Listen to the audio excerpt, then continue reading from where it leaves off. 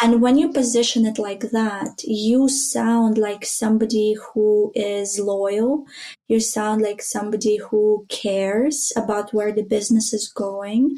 And it's not just somebody who cares about, like a 9 to 5, clock in, clock out, give me my pay, and don't talk to me when the lights are out. You kind of position yourself as, actually, I'm here for the long run. I want to be here. And these are all of my motivations and excitement and enthusiasm about still wanting to be here. Welcome to the Career Changemaker podcast, where we focus on owning your career journey and making impact through the work that you do. Whether you're looking to pivot, transition into leadership, or reimagine your career completely, this podcast is for you. We'll unpack career development strategies, leadership insights, and the mindset shifts needed to thrive in your career. Being a career changemaker means taking control and shaping your professional path with intention. I'm your host, lawyer turned career and leadership development specialist, Janine Esbrand. So if you're ready for candid conversations that are going to help you grow, keep listening. We are having a discussion with an amazing guest who is a people director of a fast-growing startup. And we are pulling back the curtain and really digging into insights that are going to be super valuable for you if you are someone who is leading in your career and you are wanting to drive career advancing conversations.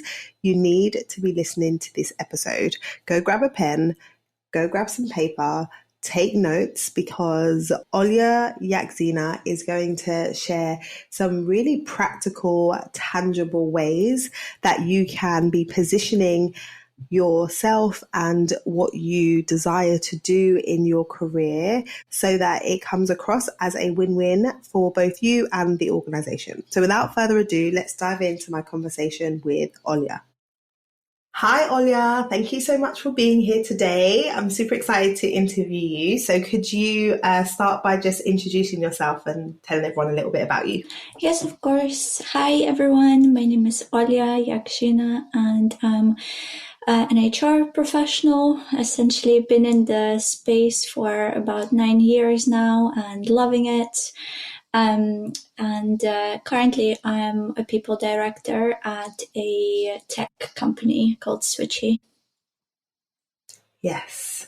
So tell me what your journey has been to get to this point. So working for a tech company, being a people director, obviously you didn't start there. So give us a bit of a flavor of the journey that you took that led you to this role. Yes. So in my previous experience, I have tried other things. When I first graduated with my counseling psychology degree, I thought, you know what, really want to work with people, want to be a psychologist, but it's just so expensive to go through the doctorate program and everything. And I lived alone without family in the country, so I just also needed some money. It was all gray and depressing for me at the time. So I tried different things. One of the first companies I worked in straight out of uni was actually an immigration consultancy, and I learned quite a lot there about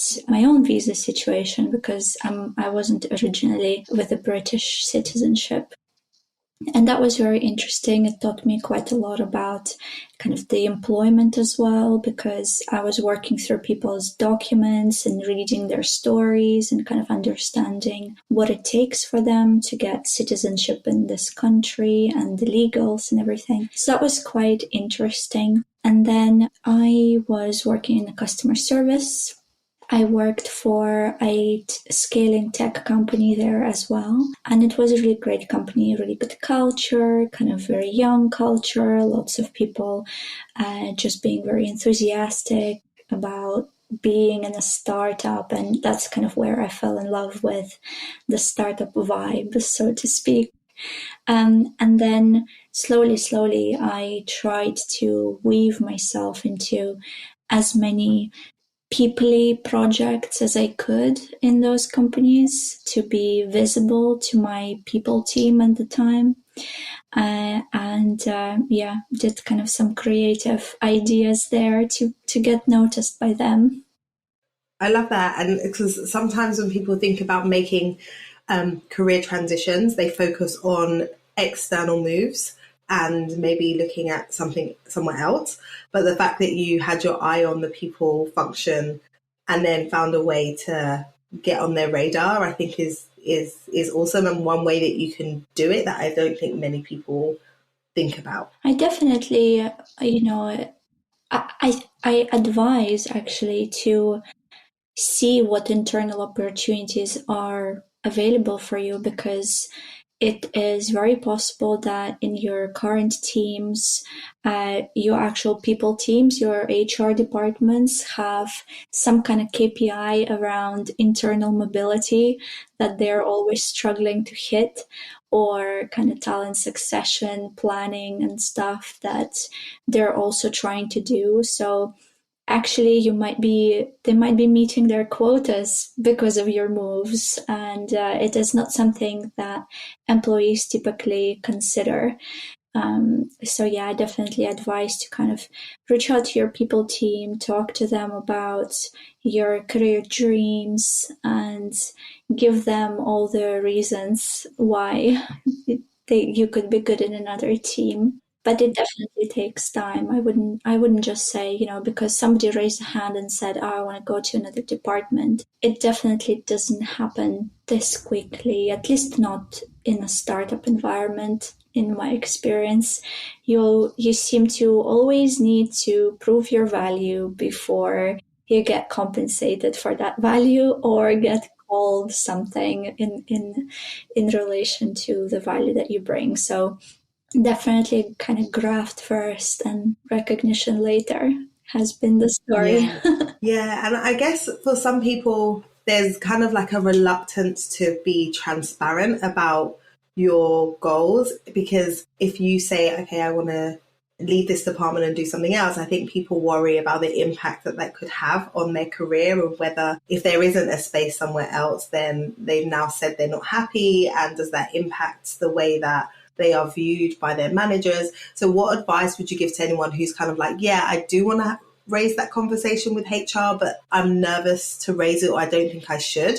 Because in my working with people in career transitions, I see a lot of people not have those conversations internally, and then literally the first time their HR managers heard that they're unhappy is when they hand in their notice. And something could have been done, but the person doesn't want to have this conversation. So as someone sitting on the other side of the table, what would you say to people around managing that kind of friction that they might be experiencing? That's such a great observation that you've had, and a very good question. I would say that think about value exchange, and think about your own value you can also add. So, for example, if you have just joined this company, you are there for less than your probation time, or maybe you just passed probation, but let's say you're there for like less than a year, less than 2 years, kind of you're early on your journey with that particular company and building your career with them. The value exchange might not have happened in the eyes of the employer yet for the role that you have been hired for. So let's say I hire somebody into our customer support team because I plan 12 months in advance my budget as a customer support manager. And I say, you know what, for the next 12 months, dear company, give me this budget so I can hire a person, because for the next 12 months, I anticipate I really need them. And then 12 months after that, you know what, I still need that person. So for the next 12 months, I still need them. But now they're even more valuable for me, and I don't want to lose them even more because I taught them everything now.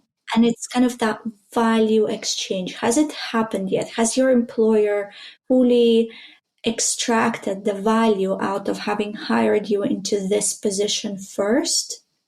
And what I see happens a lot is people that want to move on to a different role.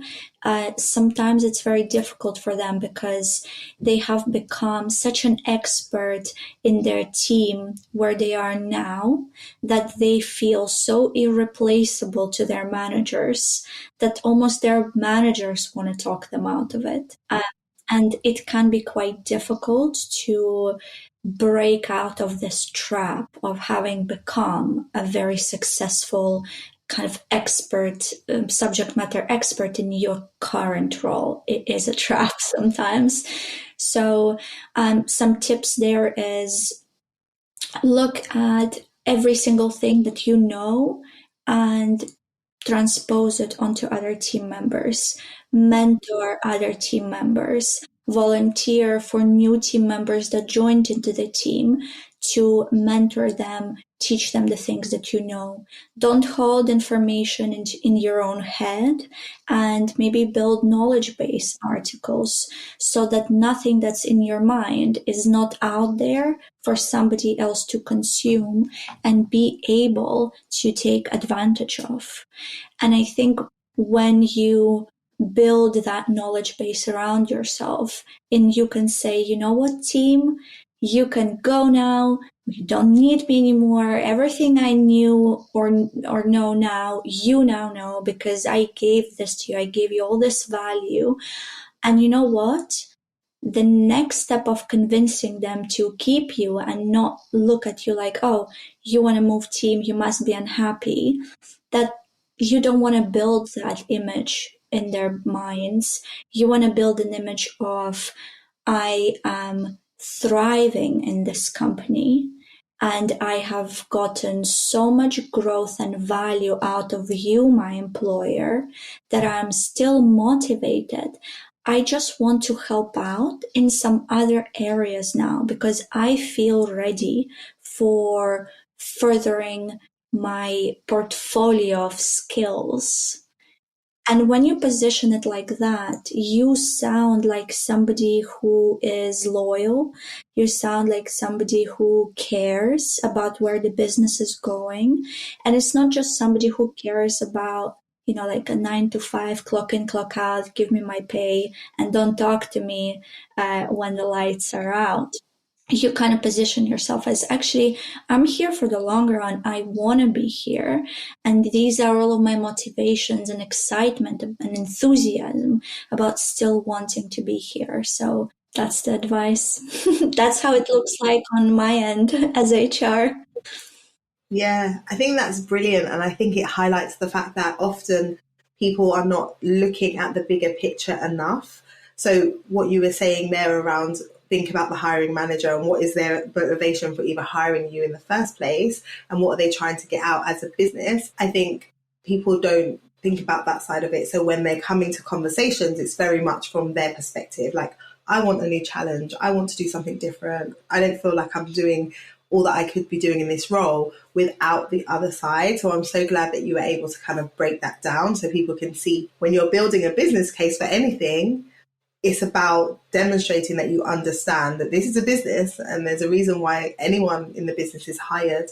And so whatever moves you want to make, it needs to be a win-win for you as the individual, but also for the company. Yeah, I would definitely say that you should approach your employment like a relationship. It is a relationship between you and the employer, and it is about that transactions that you make, and it is about investing the right energy into those transactions to get the right energy back. And one thing that I've noticed happen a lot is when the energy transaction in that relationship goes sour a bit too soon. It kind of goes sour before it could give a fruitful ending, so to speak. So when somebody, is ready to move on or wants to progress or wants to grow, and they approach it with the energy of, you owe me this. You owe me this. Don't you value me? Don't you think I'm enough? And even if that's true, like, even if that's true, even if they don't value you, and even if they don't think you're enough, or whatever it is, like, you could be right, but that energy is not going to get you where you want, because it's human people. Like, they are going to bounce away from that. Nobody wants to experience conflict. So if you start approaching your growth, and kind of, if you start approaching your promotions conversations or pay rise conversations with that, like, sort of almost negative mentality already, it can actually really slow down the response, just because the other person might not be able to withstand that level of conflict. Again, just remember that not many managers are trained on how to manage conflict with their team members. Not many managers have been in situations where they have grown somebody's career yet. So it could be quite scary for them as well. So it's definitely that holistic picture of every single component that should be involved in making the decision about you. Your manager is one of those components, what mood they're in with you, and what relationship they have with you, whether the business itself and the team extracted that value out of you yet, if it's really time, and whether your skills could be replaceable or irreplaceable at that moment. It kind of, yeah, it all matters as the big picture, definitely. Yeah, and I love what you said there about the manager piece, because I think often within organizations there is a lack of support for managers, so that people get promoted based on their technical ability, but when they get into a management position, they're not necessarily trained on how to manage conflict or manage people or all the other people type things that come with being at that level. What have you seen work really well, like whether that is within your organization or others that you've worked in, when it comes to actually equipping managers? Because I think that middle person, that manager, makes such a difference to an employee's experience. If they're a good manager versus a bad manager, such a big impact on whether people stay, whether people are happy. And so, yeah, I'd love your thoughts on supporting people to do well in those roles more, you Yeah, know? supporting managers is something that I'm quite passionate about. About 5 years ago, when I have joined Switchy, we were scaling, we were growing. And when I first joined, we only had, so to speak, one layer of management. So we had very senior directors, and then we had their direct reports. And those senior directors themselves had some values and previous experiences about, wanting to lead well. And one thing that we've done all the way back then was to actually take all of our senior leaders, put them in the room together for 2 whole days. We literally did like a block of 2 whole days, and we were working on creating a manager program, a manager training course. And in that course, we tried to put the values of the company, the ideologies that we agreed on of what a good manager is like, and also some theories and things from other management certification programs that are out there that we brought in from our experience. And we've built a course, and it was such a success for us because we launched it 5 years ago, and since then we made sure that every new manager who joins the business, as well as any new manager that has been promoted into becoming a manager, or even aspiring managers who don't have direct reports yet, but we know they will soon, we put them through that course. And currently, kind of our goal was to have 100% of all line managers should have gone through the course. That's like the target that we have. And we measure our performance as a business against this target. Have all of our managers gone through this management training course? And we see very strong correlations between manager satisfaction scores from our employees and the manager training completion rates as well. So that's quite interesting. Aside from that, one thing that was very, very successful for Switchy was we brought in manager one-to-ones with a member of the people team. So each manager, no matter the seniority, gets 1 hour a month to talk about all of their direct reports, things that are on their mind, challenges or good things, just to chat through some of their thinking with a people person. And through that, so much comes out, some insecurities managers may have come out and they get worked through. Some advice can be given about a particular team member and maybe their state of well-being or maybe their desire for career progression, so that month on month managers get this injection of knowledge and HR experience into their practice. And that has been really, really good for Switchy as well. That sounds incredible. I think there are so many organizations that can learn from you in terms of what you're doing. I love the idea that you have this course that all managers have to take and there's a standard, because I think what is a big challenge for lots of organizations is people don't know what their expectations are.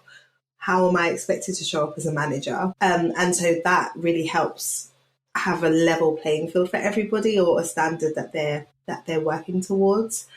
That makes a huge difference, because it's people feel overwhelmed or anxious or just unsure because it's, they've worked hard to get promoted or to get this role and they want to do a good job.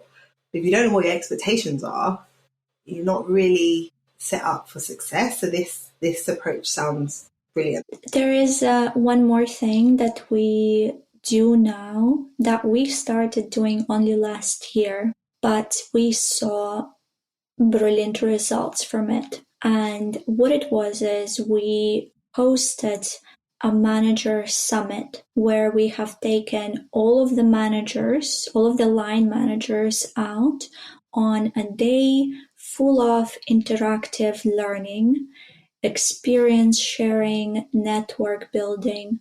We had external people come in and talk to them about emotional intelligence as a manager. We had external people come and talk to them about building a high-performing team through building strong relationships and sets of expectations. And we really did it because we wanted to create a community for middle management so that they did not feel like all of the organization's problems sit on just their shoulders. The frontline people will turn around and say, well, you didn't lead me enough. And then the highest level directors are going to say, well, I told you what to do, you didn't execute enough. And kind of that middle management can really feel so isolated and unsupported. We wanted to make them feel special, because they are to us, and we wanted to show them how much we care about them feeling special and appreciated. So we've taken them out on that whole day, and some really good stuff came on the back of that. We had sessions where it was like a panel discussion where in front of everybody we plucked a few managers out of the room and we've asked them to just speak out loud about things like dealing with poor performance, or how do I hire somebody in my team and integrate them into my team so that they ramp up quicker. How do I choose the right culture fit for my team? And some real life kind of grind questions that can only be answered in practice. And we kind of built that sense of community, and it went so well. We're going to do that this year again. And one thing that came on the back of this as well was that we launched a manager mentorship program as well, so that managers that are willing to mentor other managers can put their profiles up on our mentors page, internal mentors page, and they'll write a little bit about why they think they have the experience. And then mentees can fill in a form and pick the one that they want to be mentored by, and then we just connect them together. We've launched this only this last quarter, but we already have 6 pairs of mentees and mentors that kicked off their relationship. And I'm sure there's going to be more. We will expand it to ICs as well, so that's individual contributors, so that they can also benefit from internal mentorship. And in general, it's just such a great build on that career progression for everybody. I'm very proud of that one. Yeah, it's awesome. So it sounds like you have lots of different initiatives that are absolutely meeting the needs of the people within your I organization. hope they do. How do you well, it sounds like it. I mean, if I was if I was a manager, I would feel well supported. How do you identify that need? So for you as an organization, is it the case that you're listening to people's feedback in terms of what is needed, or you're looking at performance to say, actually, we think this will help people to perform more efficiently? I think it's interesting for people to like understand from a HR perspective when and how these initiatives come about, because sometimes you can have people saying, oh, we should have this, we should have this, and they may just be talking to each other about what they should have but not actually communicating it in the right way or to the right people in order to get the type of support that they need. Yeah, so a lot of intelligence comes out of conversations we have with managers through our coaching sessions we do with them once a month. And some of the problems that they are sharing, or some of the challenges they're sharing, are quite similar. And then we'll be like, okay, you know what? Our leadership course right now could really benefit from maybe an extra module around this topic. Or our manager hub, where we have a collection of manager resources, could benefit from another toolkit or another guidance based on these things that we're hearing people struggle with, and seems to be kind of an average problem they struggle with. That's a really good source. Employees themselves and their feedback is collected through quarterly engagement surveys. And in those engagement surveys, they're able to open up about certain topics around their employment, like the leadership team or their manager or their role or the culture. And we pluck out that feedback to see again, are there any patterns? Are there any solutions to some of the feedback they are raising? And are there any good ideas that we're like, you know what? That would be really cool actually to answer the question from this employee. All we had to do was change this, this, and this. So we really care about actioning things quickly right off the bat of our real life conversations and real feedback. That has been successful. I would also say though that some of our ideas just came from our own mind, like, oh, we think that we need this, and we do that, and then turns out, yeah, it worked. Like Yeah. those manager coaching sessions, it wasn't that they were begging for them, but once we started having them, we never looked back because it's really great. And kind of in other companies right now, I notice this is true, that they hire a lot of HR business partners into companies to do exactly this, to partner with certain departments, with certain management, to look after kind of segments of the workforce individually. So it is a really good system, that level of support. But yeah, a bunch of things, essentially just hearing for cracks sometimes directly asking people what else can we do. It surfaces a lot of insights that we just don't forget to act on. We have a system where we, after all of the feedback is collected, we think of action plans and we sit down with every member of the senior leadership team, and they happen to be directors of every single department at Switchy. We sit down with them and we say, look, this is the feedback from your department. This is the action plan that we think will work. Do you have any more ideas of what to do? And then we debate it, discuss it, plan something, and go and do it together and make them also responsible for doing parts of that stuff. We'll say, you know what, the people team will create a bit of this and a bit of that, but what you will do is this, and that. And we have that agreement that they then follow through. So people also can sense that their leader is engaged and answering their feedback.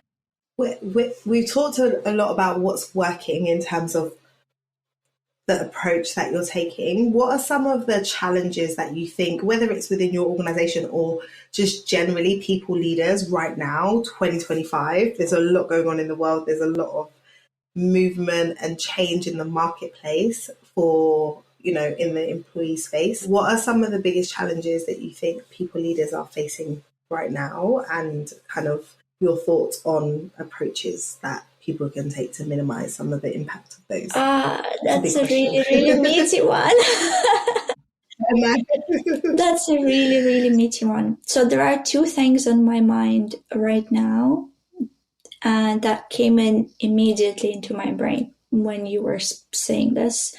One is AI in HR, and the particular challenge with that is it's littered with ideas, everything, the whole field. You open LinkedIn, there is AI here, AI there, AI this, AI that, and here's AI doll picture, and here's AI in performance management, and here's ChatGPT to analyze your. So there's like a lot of different applications that seemingly are there, but there is no kind of how to actually algorithmically go through it and implement it. So a lot of noise and a lot of excitement, but very little step-by-step advice and practical logic.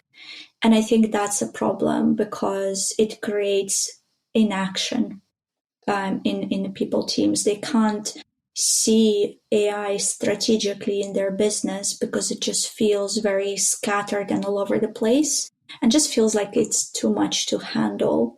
So they sort of take a step back and wait to see what happens and where it happens successfully. And while they wait, AI just becomes bigger and more powerful and develops so fast that companies that took that little step forward and did automate some of the things happen to be more successful and already reaping the results and the value, and everybody else then feels like they missed the train. So it's kind of it's that stuck feeling of, you know what, can't do anything, and then I haven't done anything. So that's a challenge. And the other one that came to my mind was around D&I. So diversity, inclusion, around equity as well, around belonging. The political landscape has really shifted so much in the last couple of years. And it was so bipolar. It was going to one side of the spectrum, now it's on another side. And it's just really hard for HR professionals to provide a ground where people who are politically on different sides of the spectrum feel included into the policy that they're trying to put together. And sometimes just the policy itself can be quite difficult to nail down. I think that will continue being a challenge as the views are continuously changing around these topics. So we're definitely going to see more of that balancing act and employee relations issues, those belonging issues, engagement issues in teams that are multicultural and multi, choice. There's going to be some there's going to be some friction elements that HRs will need to figure out their way through yet again.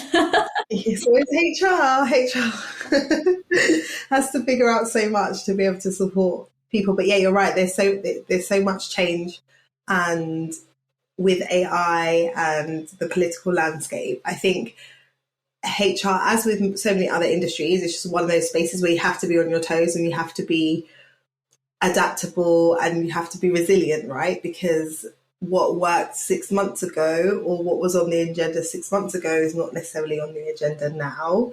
And then instilling confidence in your employees that you're coming up with a strategy, or we're planning for whatever is to come. It must be quite hard, but I'm sure also interesting on a day-to-day basis. Yeah, it's definitely interesting, and I would say a learning curve. One thing about this career for me that was absolutely inspiring is that you just do not stop your learning curve, and it just gets steeper. The more senior you get in this career, the steeper it gets, and it almost doesn't really get easier. I wouldn't say it's, you know what, I'm now a people director, I'm an expert in this and that. I can't really say that because everything changes so much that there is more responsibility on you to figure it out and get it right. And I've seen a lot of leaders really struggle with that in the people space and trying to tackle their own feelings of burnout and stress at work. And it is really hard, and there needs to be some big hug for the people teams and Yes. some sort of community, yeah, some sort of community to support them, because yeah, it can get quite lonely. Yeah. And when you think about your journey and getting to people director and navigating your way through different roles, different organizations, what are some of the things you've done to kind of manage your progression or to contribute to your progression in your career? And maybe like some things that you've done that have helped you in those moments of overwhelm or those moments of like feeling like it's hard. It would be great to hear a bit about your Yeah. particular approach. Thank you for that question. I would say some things that I've done to progress was to find ways in which my value is unique to a company. Kind of spot, it's a bit of an entrepreneurial approach, I suppose. Kind of spot what is missing, where is a gap here, and have this awareness of what's happening in your business to be able to find the gap. And then be like, okay, you know what? This is a gap here. I have identified it. Do I have the resources and the knowledge to already plug the gap? And if I don't, I go find them. So I'll go away, I'll complete a course, or I'm going to attend a few roundtables with other HR professionals where I'm going to ask them for their opinions and I learn. And when I feel ready, I'm going to design a way to plug the gap. I'm going to take it to my management. I'm going to draw it in the slide deck, and I'm going to make it exciting, and I'm going to instill confidence in them that I'm the person to plug our big gap. And after you do that a few times, you really build a very strong trust attachment between you and the business. The business sees you as somebody that promotes its way forward, somebody that is irreplaceable, not because of some skills or the way you know how to do this one thing, but irreplaceable because of your enthusiasm to continue making stuff better. Irreplaceable because you are the person that comes up with solutions to things that others didn't see. So kind of, I call it irreplaceable because of your attitude. And there's a big difference because you can't just find attitude as easily. It's very true. So that would be something that helped me. I definitely try to approach everything with very positive attitude, the can do, the let me help attitude. And when it gets overwhelming, I would say it's a couple of things. You need to learn how to take breaks. That's trivial, but you need to really learn how to take breaks, and you need to learn when you've reached your emotional limit for the amount of workload that you've picked up. Because with this can do attitude, you can bury yourself in a mountain of work that feels too heavy to climb out of. And it's not going to help you progress if you bury yourself in a mountain of work. So it's kind of selecting things tactically and saying no and prioritizing and really finding your energy versus what you can take on board. That's a good balance to develop. That's what really helps me so much. And another thing is about reminding yourself that this is a learning curve. And if it feels hard, it's because it's progress. Because if it wasn't growth, if it wasn't progress, it would feel easy.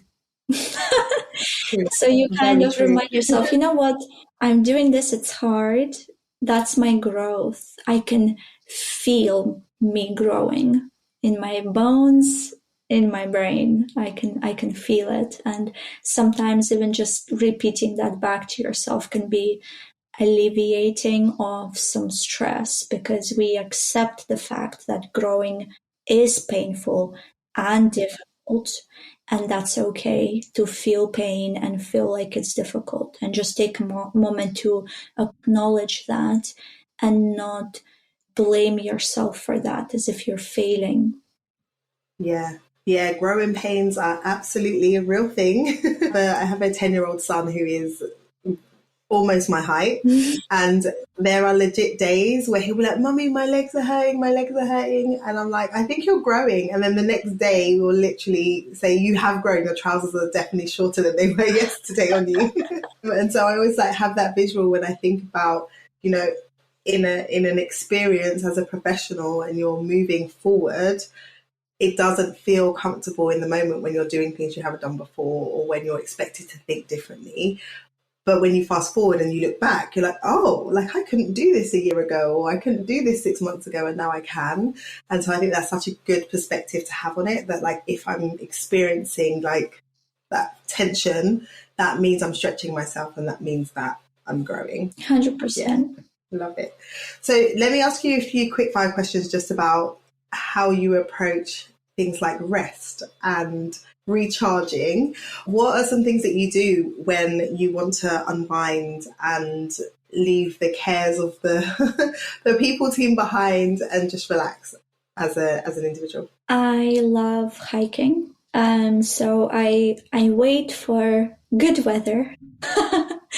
Like now? Like now, I wait for good weather and I go out for 3 hours hiking somewhere pretty with nature, absorb the sunshine, absorb the beauty of the nature, really take a lot of mental images in my mind, and try to be very mindful about everything I'm experiencing in that moment. And then those memories and those feelings, I recall them on the days that the weather is bad and I am stuck at home and I am just doing work. I'll be like, it was really nice 2 weeks ago when I felt this, and I can close my eyes a bit and I recall those moments. Oh, that's so beautiful. I love that. Take it because it's almost like you're taking in the moment, but then you replaying the moment, but in your mind in the same way that you would a video or whatever Yeah, when you need it. That's so, so cool. yeah. Is there a mantra or a saying that you either live by or that you like to say a lot or that you find inspiring that you can share?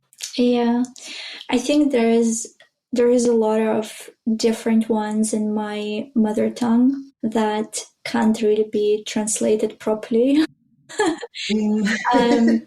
But some of them talk to the fact that you can't expect of other people what you expect of yourself or what you do yourself, something like this.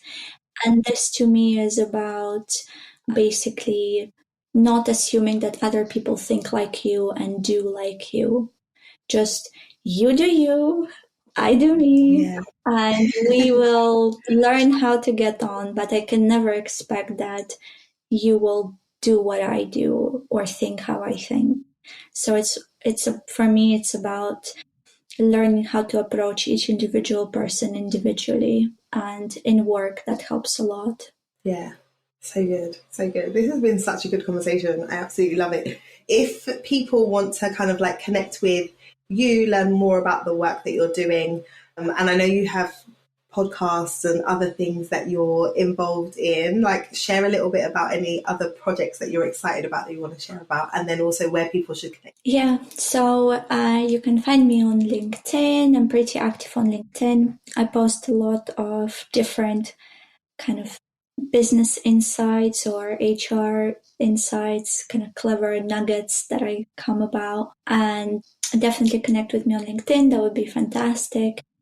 My podcast is called the Modern Employer Podcasts, and it brings in experts or people that have done something cool in the people space.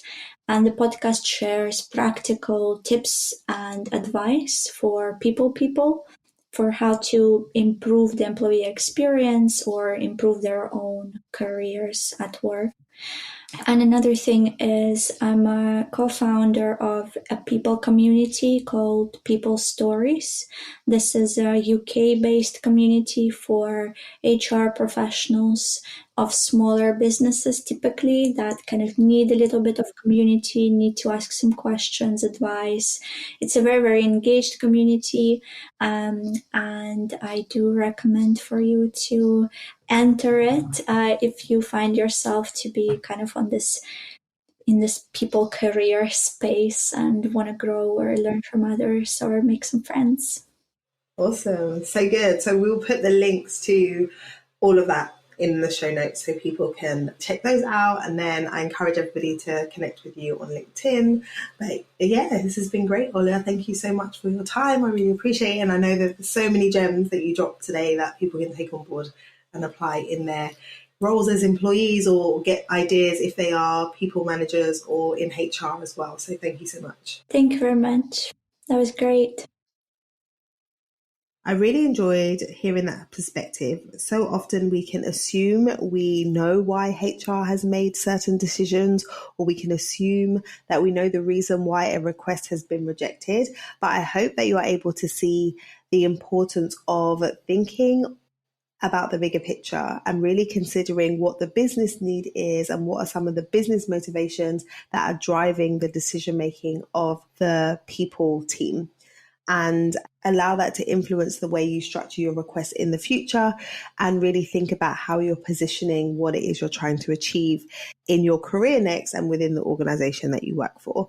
And if you are somebody who is in the people team, I hope that you've gained some inspiration from some of the strategies and approaches that Switchy has taken to keep their people engaged within the organization. So that is all for today. If you want to connect with Olya, go ahead and connect with her over on LinkedIn. I'm going to put the links to her LinkedIn profile and her podcast, her organization that she works with, in the show notes. So go and check those out. And until next time, look after yourself and keep moving towards your career goals.